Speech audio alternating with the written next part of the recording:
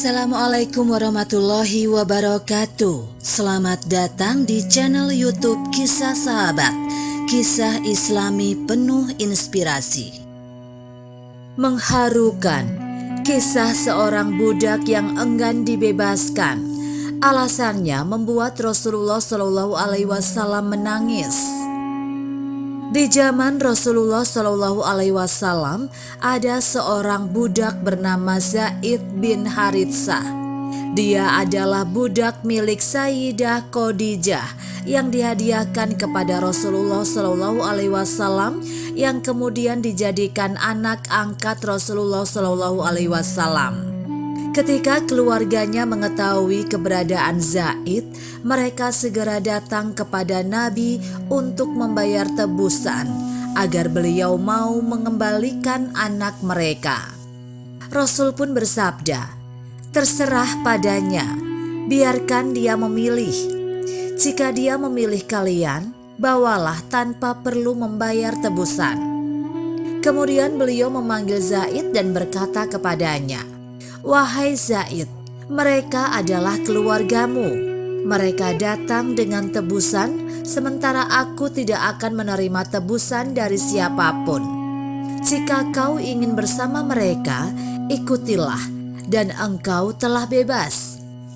Zaid memperhatikan keluarganya dan berkata, "Demi Allah yang tiada Tuhan selainnya, aku tidak akan memilih selain Rasulullah SAW selamanya." Keluarganya heran dan berkata, "Celaka engkau, apakah kau telah memilih menjadi budak daripada hidup merdeka?" Zaid menjawab, "Ketahuilah, sungguh disinilah kebebasan dan kemerdekaan itu, di samping Muhammad bin Abdullah. Jika aku ingin kemerdekaan, maka tak ada lain kecuali bersama Rasulullah SAW. Adapun ikut bersama kalian, itulah arti budak yang sebenarnya.